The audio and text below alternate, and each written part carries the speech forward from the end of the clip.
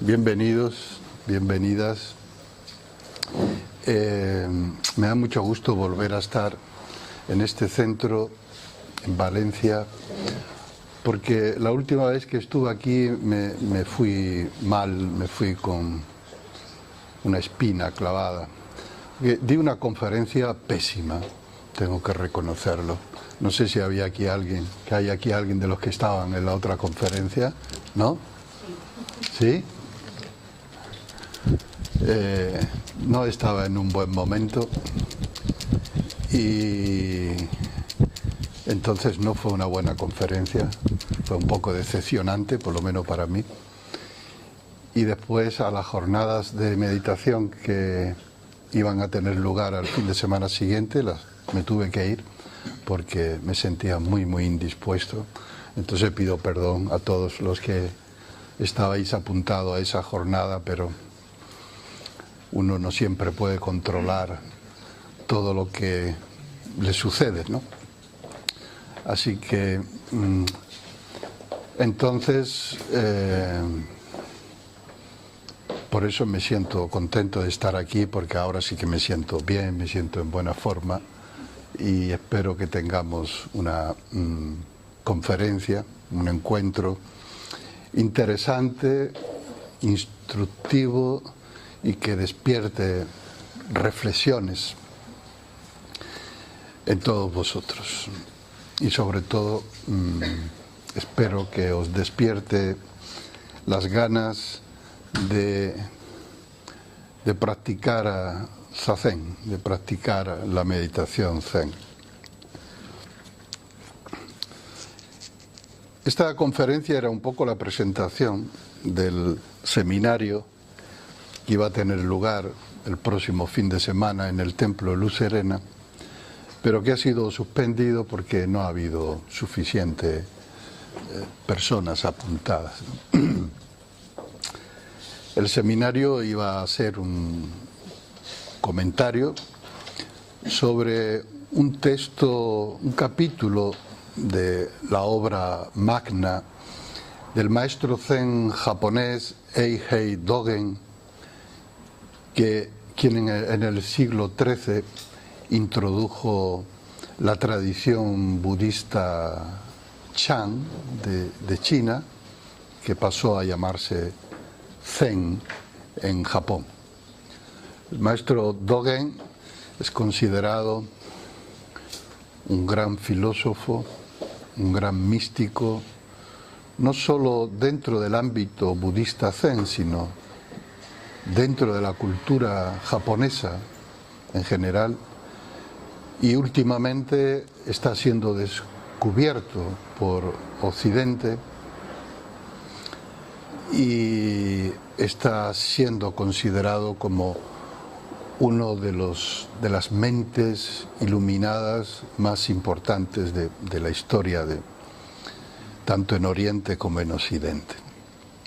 El texto en cuestión es un capítulo de su obra magna, como he dicho.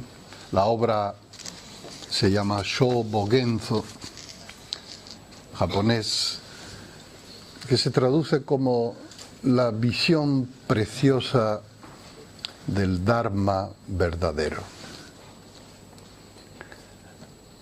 No vamos a entrar a estudiar ni siquiera el título, porque tenemos otro tema en este encuentro. Y el capítulo en cuestión se llama Hashi Dainin Gaku en japonés. Hashi es 8 en japonés. Dainin designa, literalmente significa un gran ser, lo que en sánscrito y en India se dice Mahatma, como le pusieron a Gandhi, ¿no? Mahatma Gandhi. Mahatma significa gran alma, significa gran corazón, significa un gran ser humano. En este caso, Dainin se refiere, Dai en japonés significa grande y Nin significa persona, ser humano, un gran ser humano, se refiere al Buda Sakyamuni, pero al mismo tiempo se refiere a lo más noble, a lo más elevado que hay en el corazón de todos nosotros. todos nosotros somos un Mahatma, somos un gran ser, somos un corazón noble, somos un alma grande, aunque tal vez no lo sepamos o no vivamos acorde a esto. Y Gaku, la última palabra, significa estudio, significa actitud, significa práctica. Entonces el título podría ser traducido como las 8 actitudes de un alma grande, las 8 prácticas de un gran ser, 8 prácticas que, según la enseñanza del Buda, conducen a la experiencia del despertar o iluminación. En el inicio de este capítulo, el maestro Dogen escribe: todos los Budas del pasado fueron seres iluminados. Su gran iluminación fue el resultado de que, como seres humanos que eran, practicaron las 8 actitudes de un corazón noble. Estas 8 actitudes fueron expuestas por el mismo Buda Sakyamuni en su enseñanza final antes de entrar en el paranirvana. De hecho, Dogen retoma esta enseñanza que está incluida en el Parinirvana Sutra, uno de los grandes textos que contienen la enseñanza budista Mahayana y que recogen exactamente las enseñanzas que el Buda dio en su lecho de muerte antes de morir o de entrar en el nirvana, como se dice en la tradición budista. Así que son las últimas enseñanzas dadas por el Buda Sakyamuni antes de morir. Y paradójicamente fueron las últimas enseñanzas que dio Dogen antes de morir a la edad de 54 años. Si conocéis la película que se llama Zen, que se puede encontrar en internet, Zen es un poco la vida de Dogen. La película justo termina con Dogen en su lecho de muerte, rodeado de sus discípulos, y entonces le imparte esta misma enseñanza, Hashi Dainin Gaku. La primera de estas 8 actitudes vitales o actitudes prácticas consiste en liberarse de la codicia. Esto sucede, leo literalmente, cuando nos liberamos de los 5 deseos. Los 5 deseos de los que se habla continuamente en el budismo son riqueza material, fama, deseo sexual excesivo, comida excesiva y sueño excesivo. En el concepto de codicia hay ya implícito un exceso. La codicia podríamos definirla como un exceso de deseo de algo, ¿no? De lo que sea. Entonces, Dogen recoge las palabras del Buda Sakyamuni, que se encuentran en el Parinirvana, que dicen: ahora es el Buda el que se dirige a sus discípulos monjes. Monjes, aquellos cuyos deseos son ilimitados, aquellos que solo buscan la fama y la riqueza, sufren enormemente.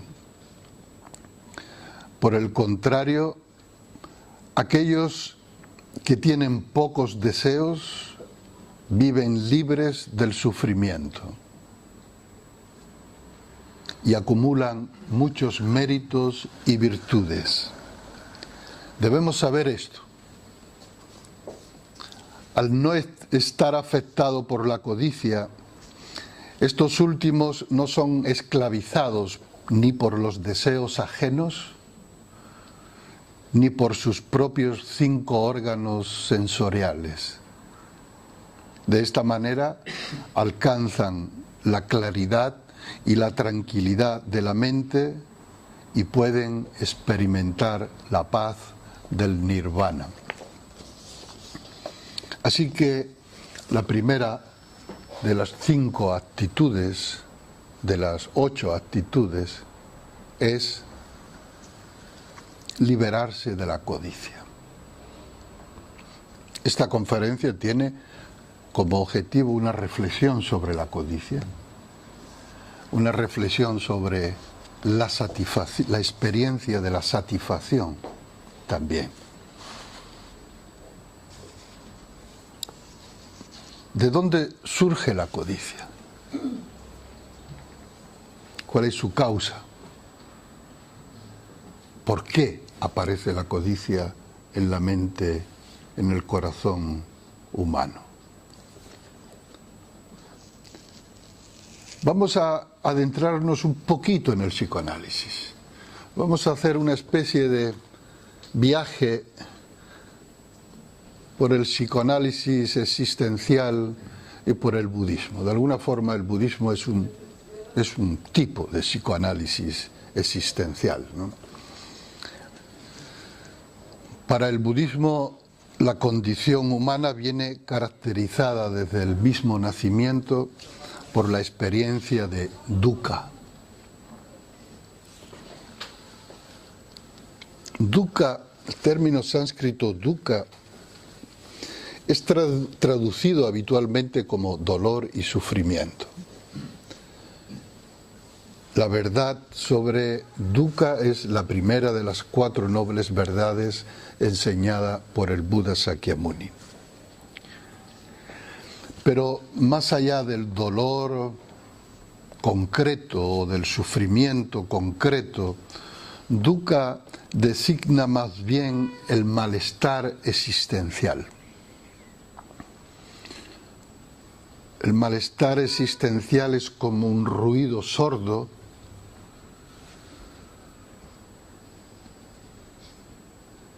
como una molestia, muchas veces no identificada,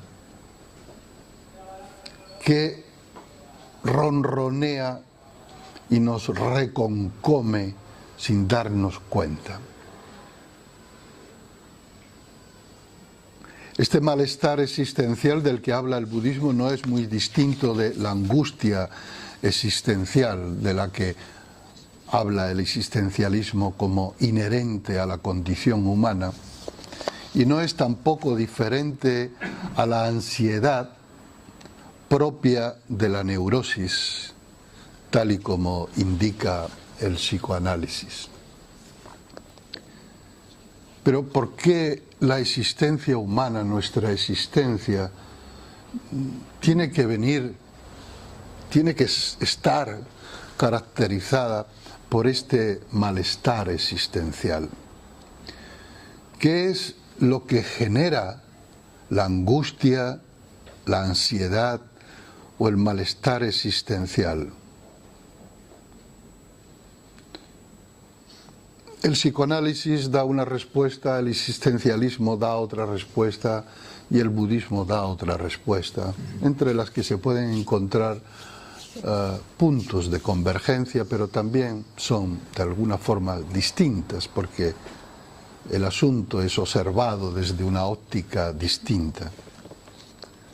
Para el budismo, la respuesta a esta pregunta, ¿por qué el malestar existencial?, hay que encontrarla en la dinámica, en el proceso mediante el cual la nada, el vacío, la no existencia, el no ser, se convierte en algo, se convierte en existencia, se convierte en ser. Es decir, el proceso mediante el cual desde la más absoluta nada o no existencia llegamos a ser algo o alguien. O mejor dicho, el proceso mediante el cual desde la más profunda inconsciencia llegamos a construir una conciencia de lo que o de quién somos.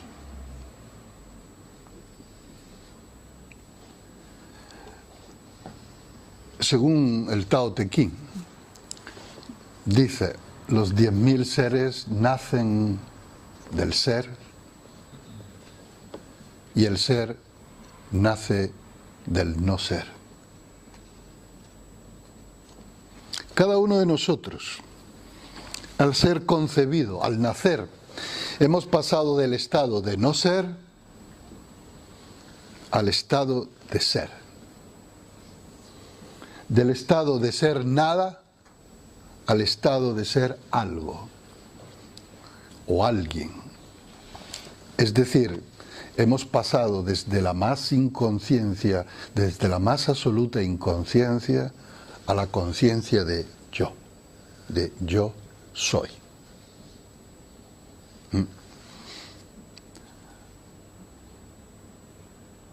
Para el budismo, este yo que nosotros creemos ser es una autoimagen mental.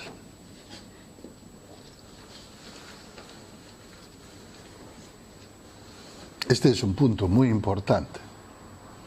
Es el punto central, de hecho, de la enseñanza del Buda y el punto en el que se diferencia la enseñanza del Buda de la tradición hinduista anterior.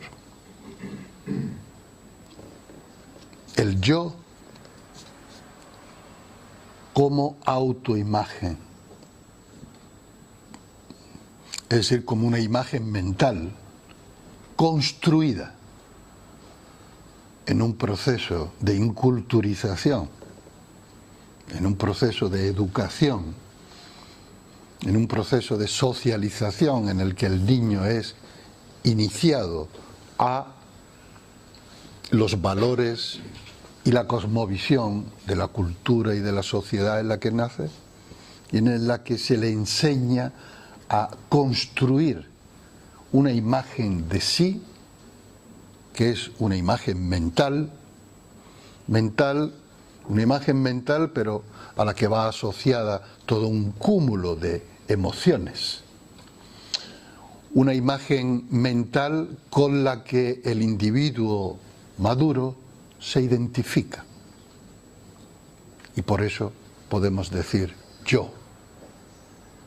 Ese yo, pues, no tiene desde el punto de vista del budismo existencia real como entidad separada, distinta de los demás seres vivientes. Y aquí nos encontramos con otro punto importante, porque junto a la construcción de la autoimagen, a la construcción de un yo, le acompaña el sentimiento de separatividad. Al constituirnos mentalmente como yo, nos separamos del resto de la naturaleza y de la existencia. Nos aislamos psicológica y mentalmente.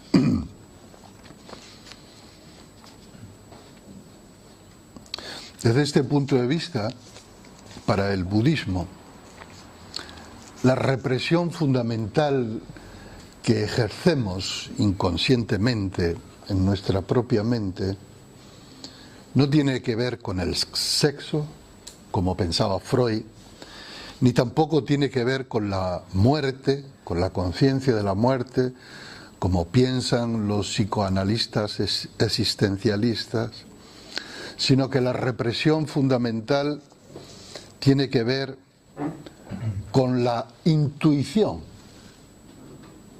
que tenemos todos en el fondo de nuestra propia inconsciencia, de que este yo o autoimagen construida no existe, de que la autoconciencia o la imagen de yo es de hecho una construcción mental.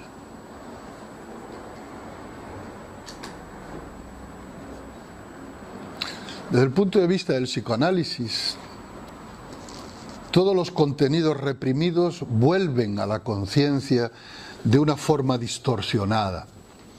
asumiendo formas simbólicas.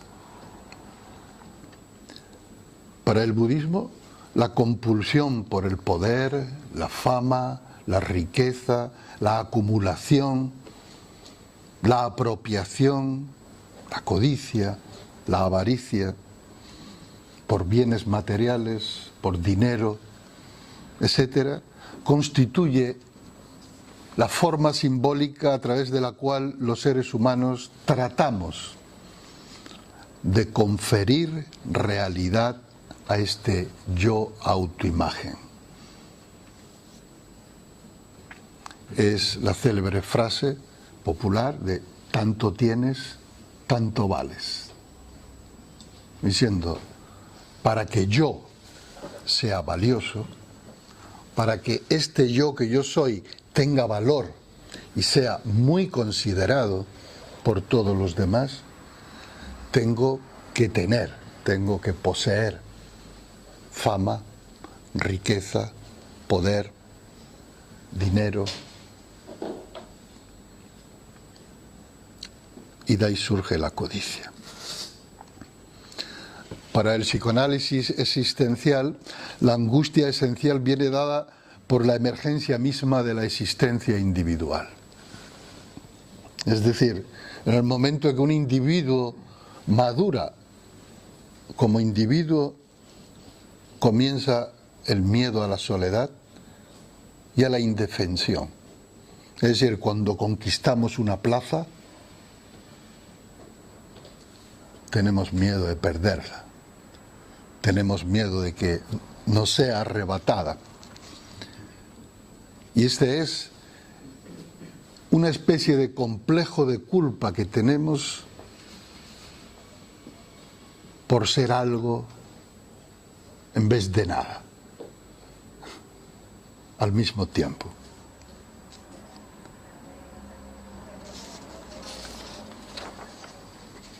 Desde este punto de vista, para los existencialistas, el mayor pecado es el pecado de haber nacido, de estar naciendo como individuo separado de una realidad que previamente era un todo indiferenciado. Esta es la angustia que acompaña inevitablemente a la emergencia de la autoconciencia o la imagen mental de yo.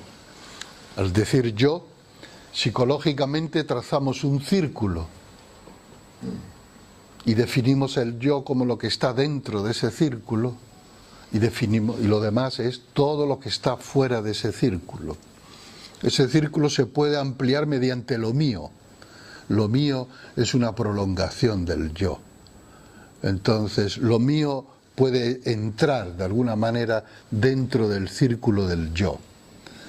Pero, paradójicamente, cuanto más reforzamos las defensas, las murallas que rodean al yo, cuanto más poderoso se hace el yo, cuanto más posesiones acumula el yo dentro de su territorio, mayor es el miedo, mayor es la angustia, mayor es la soledad, porque va inevitablemente unido. Para el budismo, la angustia, el malestar existencial es también de naturaleza óntica, es decir, tiene que ver con el ser. La condición de no ser,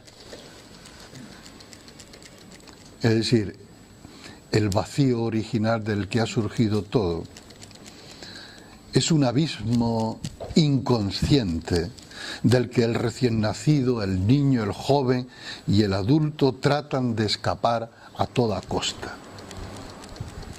No hay nada que nos dé más miedo que la nada o el no ser,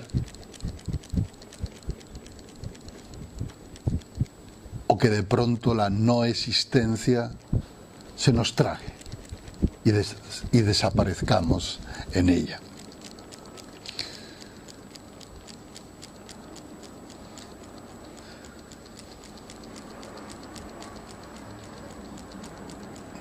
Así que el miedo a no ser, el miedo a volver a no ser, el miedo a reconocer que de hecho nunca hemos sido, en tanto que entidades individuales, el miedo a descubrir que lo que llamamos yo o existencia individual de hecho no es más que una construcción cultural y mental, y al mismo tiempo la intuición de que es así, esto para el budismo es la causa más profunda de la angustia, ansiedad, malestar existencial.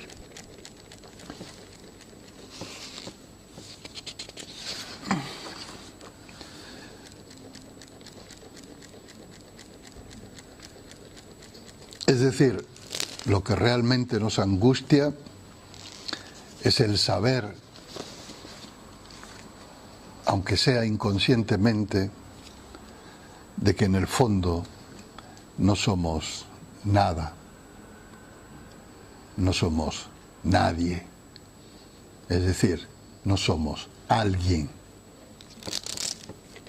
Esto cuando se escucha por primera vez es muy chocante, es completamente chocante, porque vivimos en un entorno, hemos sido educados, condicionados para llegar a ser alguien. Nos decían vuestros padres: hijo mío, tú estudia, trabaja duro, practica, ensaya, entrena, porque así el día de mañana llegarás a ser alguien. ¿No? Mi padre me lo decía a mí todo el tiempo. Y yo me esforcé mucho en ser alguien. Hasta que un día le dije: papá, tú me has dicho que me esfuerce en ser alguien, pero no me has dicho quién. ¿Quién tengo que llegar a ser?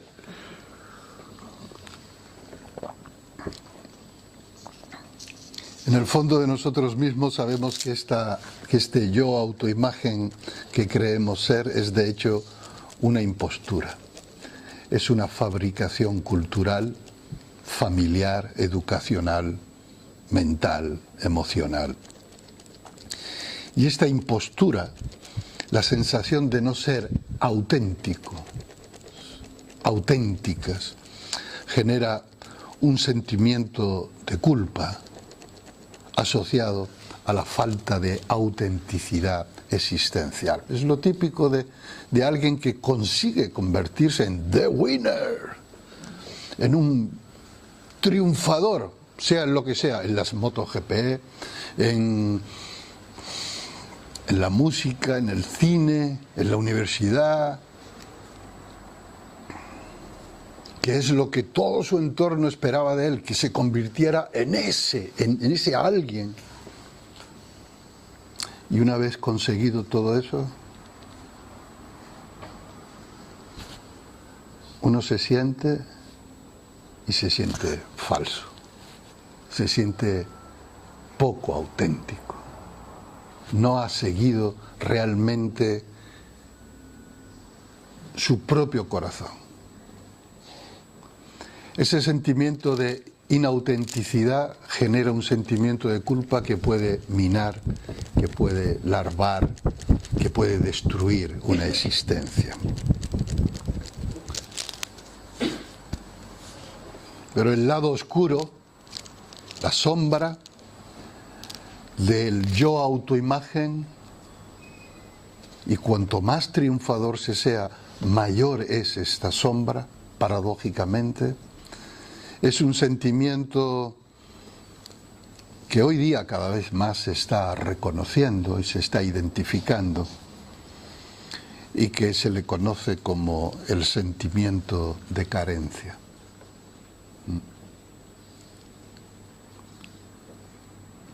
¿Sabéis qué es el sentimiento de carencia?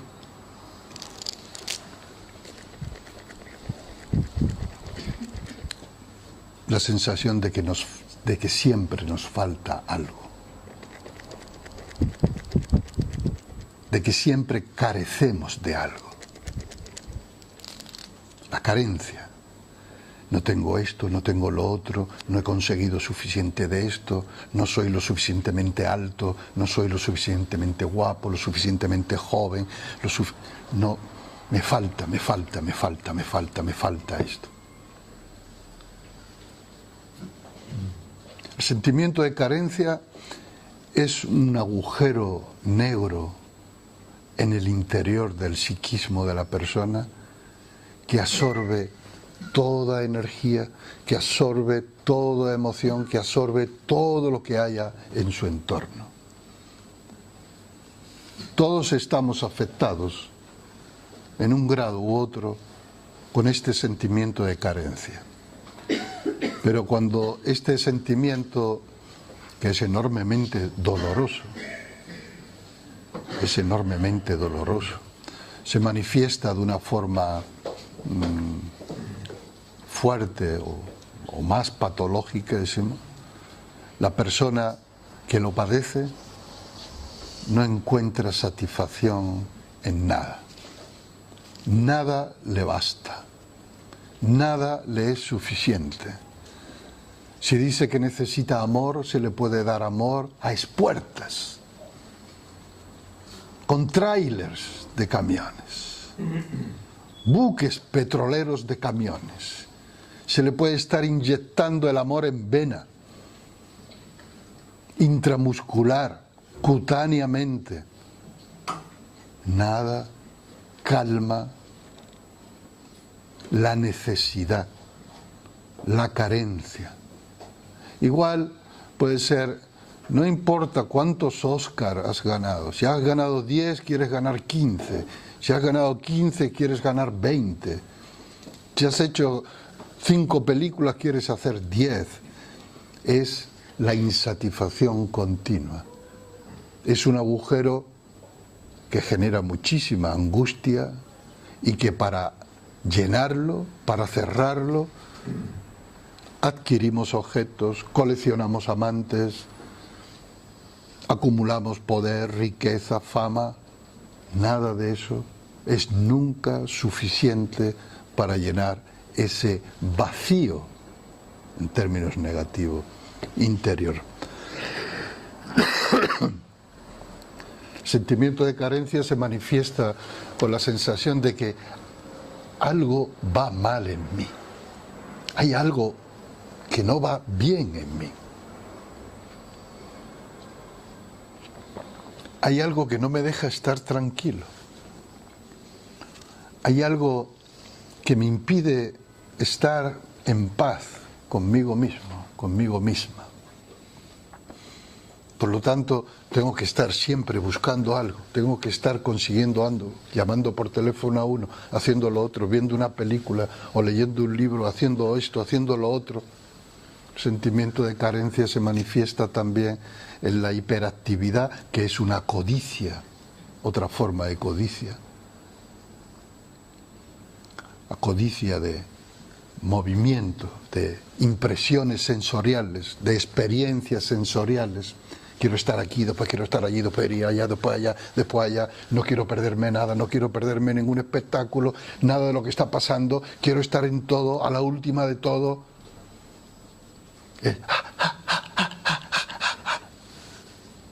En el fondo, lo que nos impulsa a eso es el sentimiento de carencia, ese vacío negativo interior y la incapacidad, por ejemplo, de quedarnos ni siquiera 5 minutos a solas con nosotros mismos, sentados, sin hacer nada, sin buscar nada, sin esperar nada, sin tratar de conseguir nada, sin querer acumular nada, solo sentado, solo estar, por ejemplo, sintiendo un atardecer o un amanecer o un mediodía.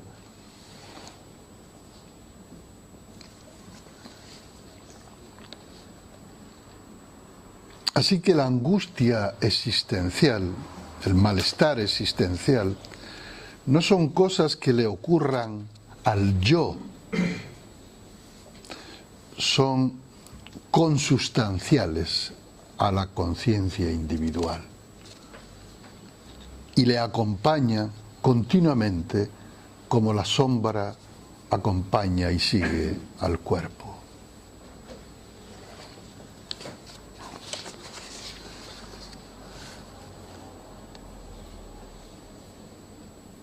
El yo autoimagen no tiene miedo a la muerte, es miedo a la muerte. El miedo al no ser va inherente a la autoimagen. Por eso el yo autoimagen solo puede afirmarse a sí mismo mediante la negación de la muerte y todo lo que la muerte representa, la disolución de la existencia individual, el volver a la nada, a ser nada, lo que siempre hemos sido. Esto es como si fuéramos una ola del océano que después de haber emergido, de haberse erguido, levantado del océano, se quisiera quedar congelada en ese estado de ola y no quisiera volver de nuevo al océano. Diciendo, no, pero es que yo soy una ola. Y como si la ola no se diera cuenta que en realidad no es una ola. En realidad no está separada del océano y nunca ha estado separado del océano. Incluso aunque la ola tenga la capacidad mental de crear una imagen mental, virtual, solo virtual, en la que se considera a sí misma como una ola independiente. Yo, la república independiente de mi casa, de mi yo.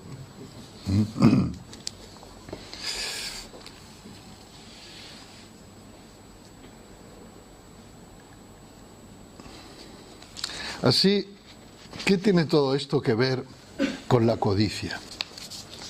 Bueno, lo estamos viendo. Según el diccionario de la Real Academia, codicia es un afán excesivo de riqueza, un deseo vehemente de cosas, un apetito sensual, sensorial, desmadrado, y es casi sinónimo del término avaricia, que es el afán desordenado de poseer y de adquirir riquezas para atesorarlas. Así que podemos definir la codicia, avaricia, como el deseo ansioso, desordenado y excesivo de adquirir y de poseer riquezas o cualquier otra cosa, experiencias sensoriales, amantes, información, coches en miniatura, para atesorarlas. Tenemos que reconocer y darnos cuenta de que vivimos en un sistema social basado en unos valores que potencia la codicia y la avaricia. Habitualmente la codicia ha sido denunciada en todas las tradiciones espirituales de la humanidad como un sentimiento perverso, aflictivo, que conduce solo al dolor, al sufrimiento y al desorden personal y social. Sin embargo, en la sociedad de consumo actual, la codicia y la avaricia ha sido elevada al rango de virtud, incluso de rito religioso.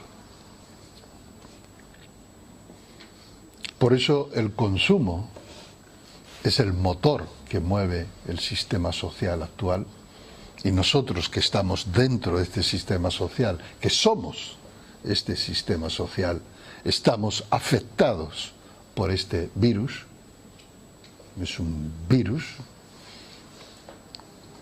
El consumo se ha convertido en el rito principal de la única religión globalizada de la historia actual, que es la religión del mercado, que tiene como principal virtud la codicia y la avaricia como un virus inyectado en cada uno de los humanos. El consumo es la manifestación de la codicia y de la avaricia. El consumo desorbitado, se entiende, no el consumo natural, ¿no? El consumo en el sentido de consumo innecesario.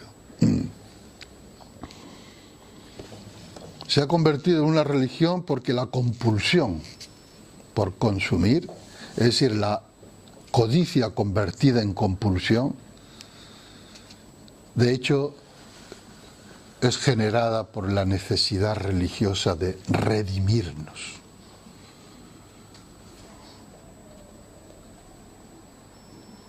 ¿Redimirnos de qué?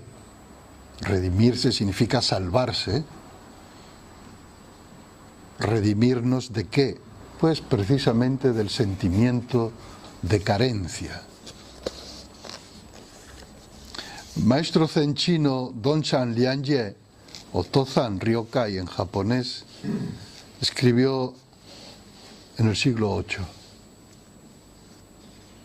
debido a su complejo de inferioridad, léase su complejo de carencia, los seres humanos miran los objetos como si fueran tesoros preciosos.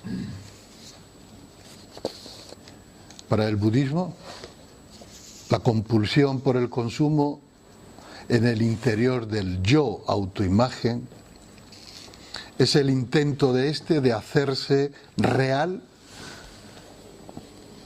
objetivándose a sí mismo a través del dicho expresado de una forma muy sencilla, popularmente: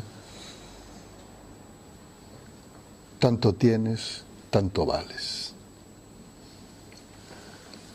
Tanto éxito hayas alcanzado, tanto vales. Tan grande sea tu casa, así tanto vales. Tanta fama hayas alcanzado, tanto vales. Tanto dinero hayas acumulado, tanto vale. Entonces, la acumulación se convierte en la manera de redimirnos o de salvarnos del sentimiento de carencia interior.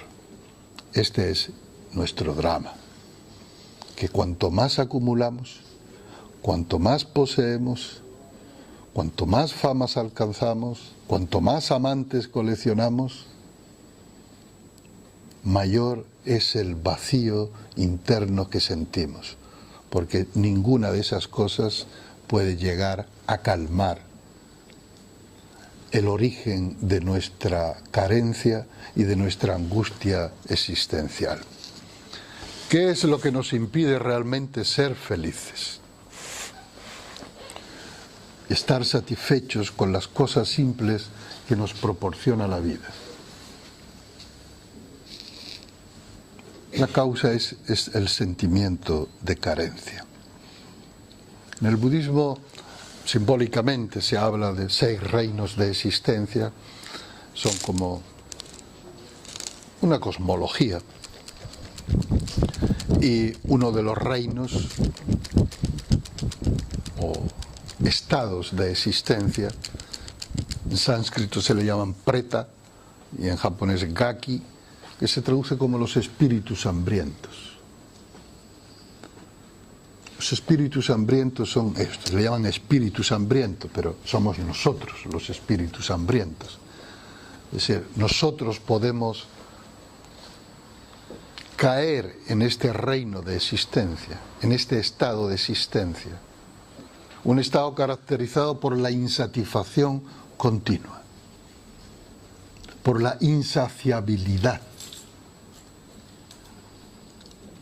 Se dice en la mitología antigua budista que estos espíritus o estos seres, los seres que viven en este mundo, tienen el vientre muy grande, muy hinchado, pero el cuello muy fino. Tan fino que el gaznate o ¿cómo se llama? El esófago, ¿no? está obstruido, con lo cual no pueden comer. Tienen el esófago obstruido y no pueden comer, con lo cual siempre tienen hambre. Debido al hambre se le hincha la barriga. Y siempre andan detrás de poder comer algo, pero no pueden introducírselo por la boca porque tienen el esófago cerrado. Por eso se dice que merodean por las cocinas, oliendo los aromas, porque sí pueden oler. ¿No os ha pasado que os ponéis a preparar algo en cocina, empieza a oler bien y empiezan a aparecer gente alrededor? ¡Uy, qué bien huele aquí! ¡Qué bien huele! Los espíritus hambrientos empiezan a aparecer por los alrededores. No, esto es una broma. ¿Eh?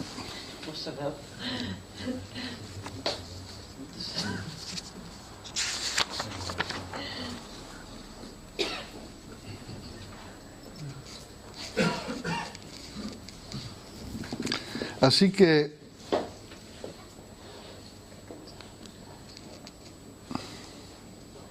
en esta época en los que los sistemas de expiación religiosa, los sistemas religiosos, las grandes tradiciones religiosas, incluido el budismo, cada una tiene su propio sistema de expiación, quiere decir de salvación. Expiar quiere decir liberarse de un pecado, ¿no?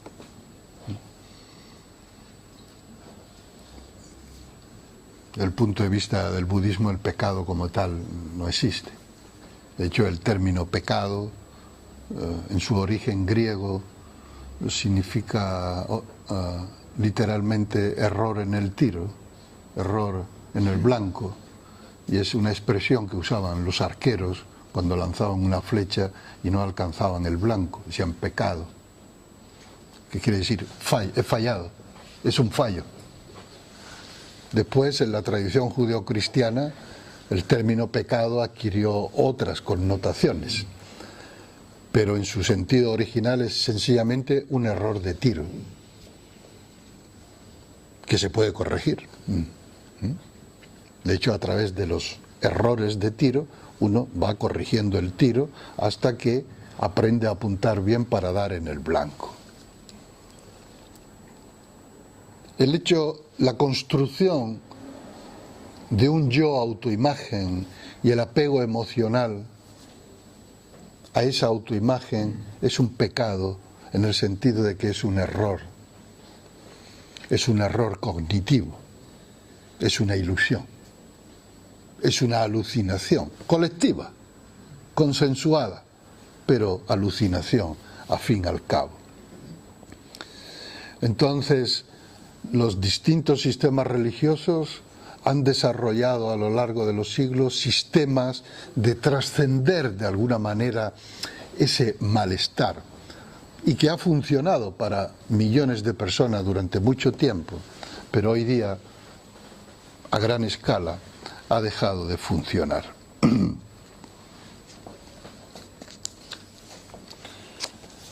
Hoy día el sistema de expiación que está triunfando, aunque probablemente no le quede mucho tiempo tampoco, es el de la religión del mercado. El mercado se ha convertido en un tótem, en un dios. Os leéis y os escucháis por la radio y la televisión que todo se hace en nombre del mercado, porque el mercado lo quiere, porque el mercado lo pide, porque lo dice el mercado, porque lo dicta las leyes del mercado, y parece que el mercado se ha convertido en Dios. De hecho, está funcionando en el inconsciente colectivo, y los sumos sacerdotes de la religión del mercado están haciendo todo lo posible para que así sea. Está funcionando como un poder absoluto en el psiquismo de la gente.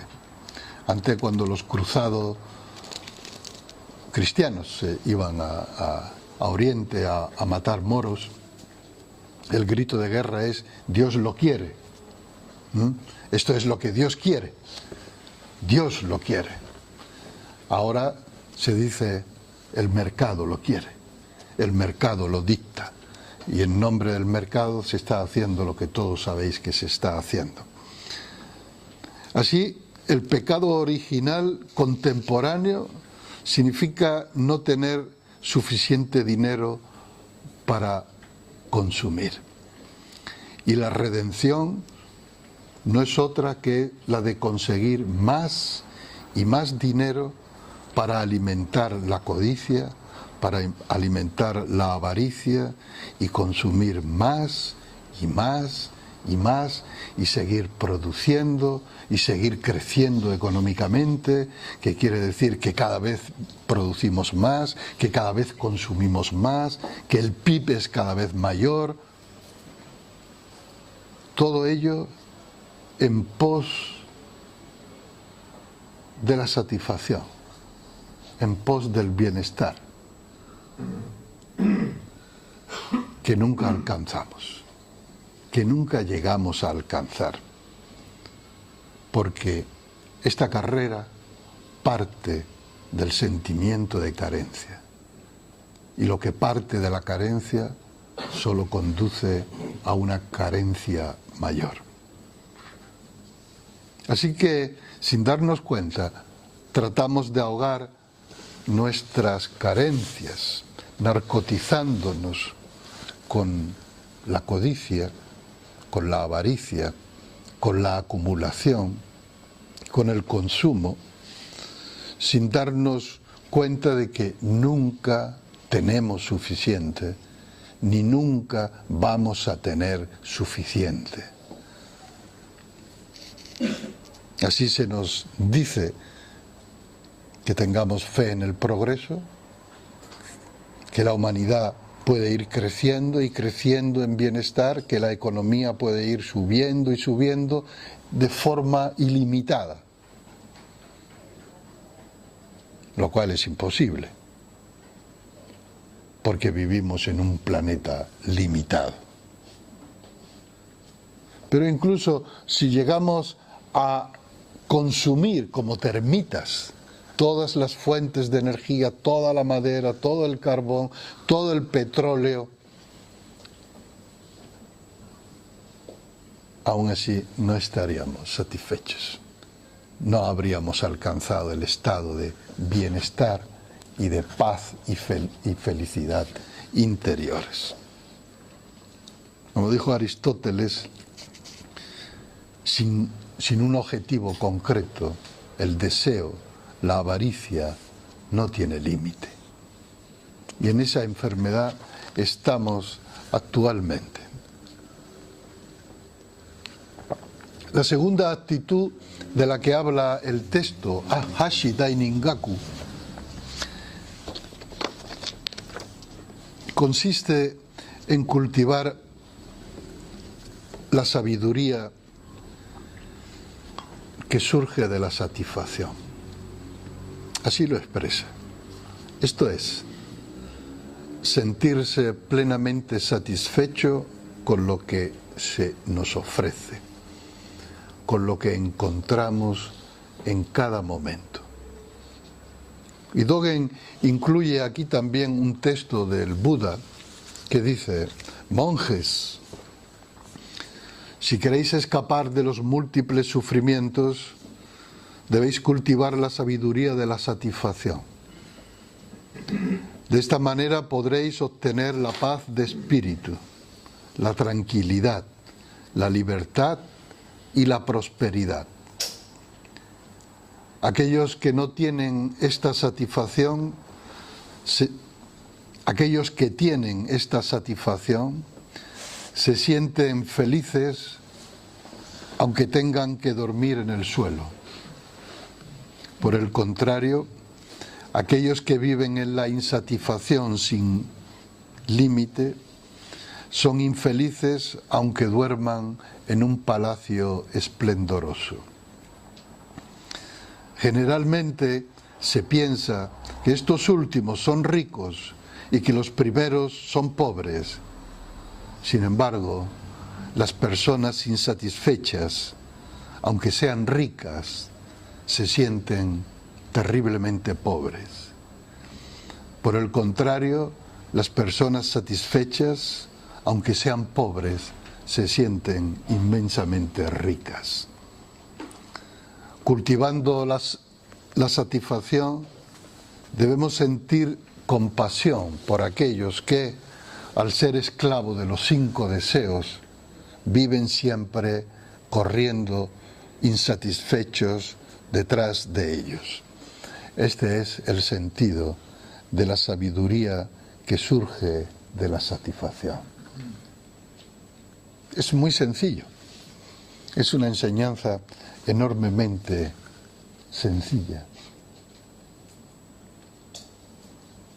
La dificultad la encontramos más bien en ponerla en práctica.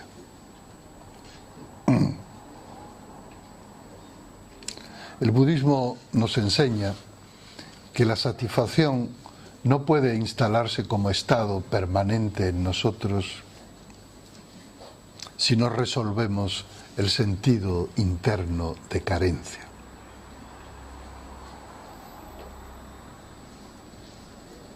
El sentido de carencia puede tener un origen psicológico y emocional en la relación con nuestros padres, con nuestro pasado biográfico. Pero desde el punto de vista del budismo, su causa profunda va más allá y acompaña a la existencia misma, por muy feliz que haya sido nuestra infancia, aunque no tengamos ningún trauma de la infancia, por el hecho de ser algo o alguien en vez de no ser nada, por el hecho de intuir que hemos construido un yo autoimagen que constituye una impostación, por el miedo mismo a no ser, surge este sentimiento de carencia.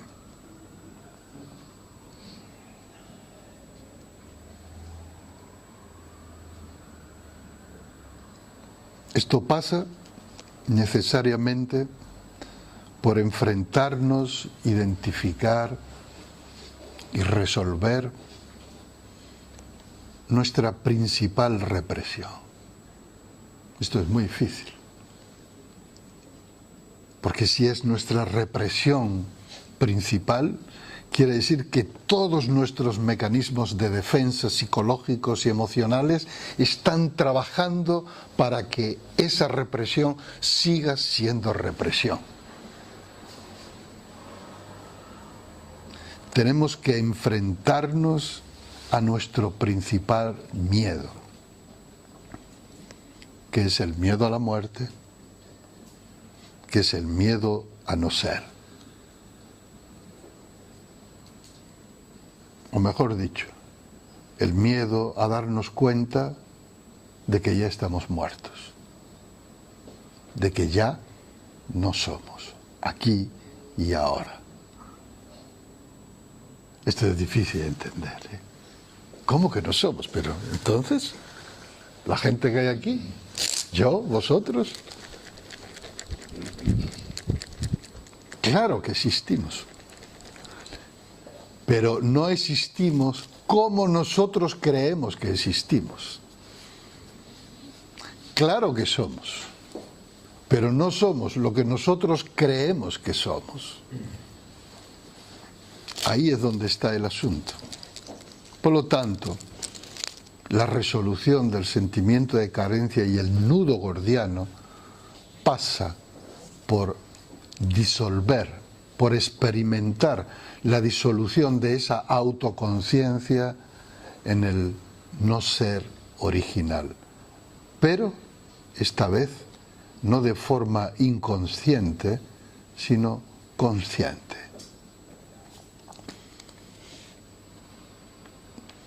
Esto es lo que enseña la meditación Zen. En esto consiste la meditación Zen. La meditación Zen no es una técnica de crecimiento personal, no es una técnica de superación personal, es una vía de disolución personal, de disolución de la persona, no de reforzamiento de la persona, del yo, de la autoimagen. Cuando entramos en el estado de meditación profunda que en la tradición budista se llama samadhi, que literalmente significa unificación, un estado de unificación, ¿qué sucede?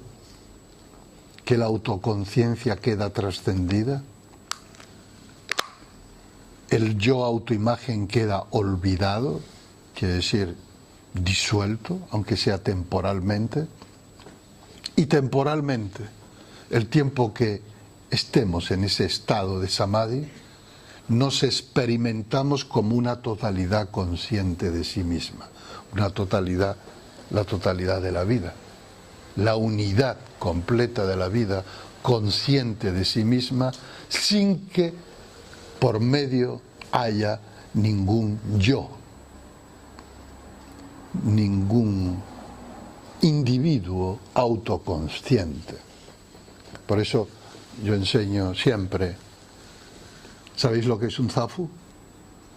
Es un cojín de meditación zen. Y yo enseño nada sobre el zafu, nada bajo el zafu, ni siquiera zafu, ni siquiera zazen. Esto es zazen. El santo y perfecto olvido de sí. Como se dice en el Zen, esto es una muerte. Es una muerte psicológica. Es una desidentificación emocional. Como enseñaron los viejos maestros, si mueres una vez, ya no tendrás que morir de nuevo. Si mueres conscientemente una vez, ya no tendrás más miedo de la muerte. O bien, como se dice en el Zen también, cuando estés al borde de un abismo, da un paso al frente.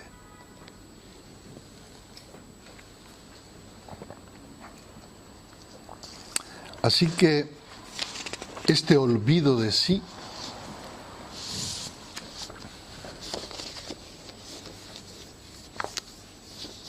conduce al retorno a nuestra verdadera naturaleza original, a lo que realmente somos, más allá de cualquier representación mental construida.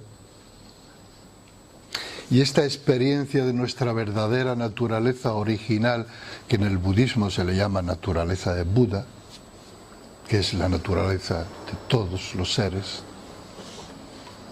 va acompañada por la experiencia del pleno gozo interno, de forma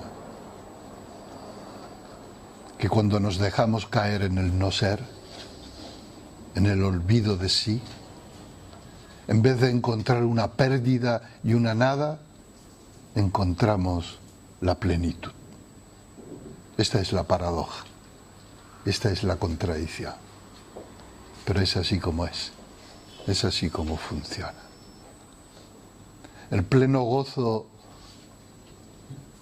interno es otra traducción de la palabra nirvana, que es la tercera de las 4 nobles verdades enseñadas por el Buda. La primera es la realidad del malestar existencial. La segunda es la realidad de las causas que provocan ese malestar existencial.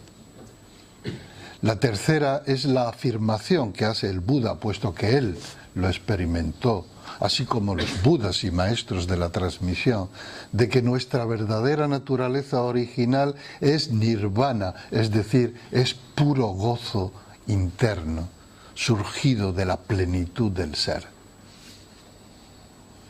Y la cuarta noble verdad es el camino la práctica, el proceso de transformación que nos lleva desde la ignorancia, desde el dolor, el sufrimiento y la angustia existencial hacia el pleno gozo, a través de una práctica y un estudio, de una experiencia, siguiendo un camino en el que la práctica de la meditación sedente ocupa un lugar central y se considera la puerta principal de entrada. Esto es lo que de alguna forma quería compartir con ustedes esta noche. Espero no haberles dado mucho la chapa.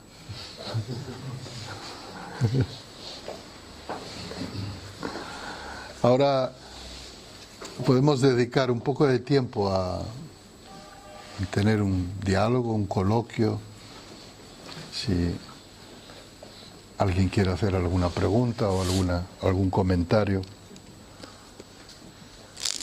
o quiere participar de alguna manera, o no ha entendido bien algún punto y quiere un poco más de luz sobre ese punto. No sé, vosotros mismos, vosotras mismas, como lo vayáis sintiendo. Si alguien tiene que irse, también puede irse, ¿eh? Está abierta la puerta. ¿Qué es el silencio? ¿Eh? ¿Qué es el silencio? ¿Qué es el silencio? Eso que acabas de romper al preguntar qué es el silencio.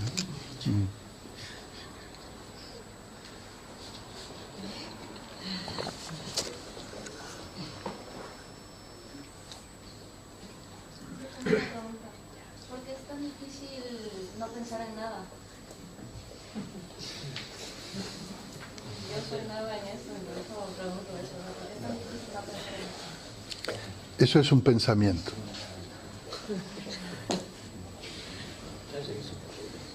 ¿Entiendes?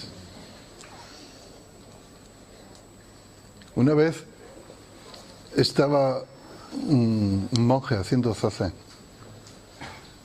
y llegó su maestro y le preguntó: ¿qué haces? Dice: estoy haciendo zazen. Y le preguntó el maestro: ¿en qué piensas durante zazen? Dice: no pienso en nada. Y el maestro le dijo: ¿y cómo se piensa en nada?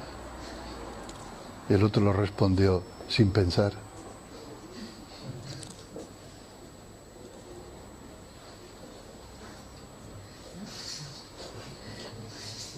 Es decir, si tú dices: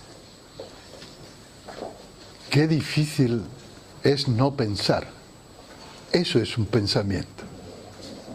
Si tú dices: me gustaría no pensar, eso es un pensamiento. Si tú dices: quiero no pensar, eso es un pensamiento. Entonces, no se puede llegar al no pensamiento a través del pensamiento. Es otro camino. Como se dice en el Zen, no se puede limpiar una mancha de sangre con sangre. No se puede entrar en el estado de no pensamiento pensando en ello. Por eso los practicantes Zen, que han aprendido correctamente a meditar, no tratamos de no pensar.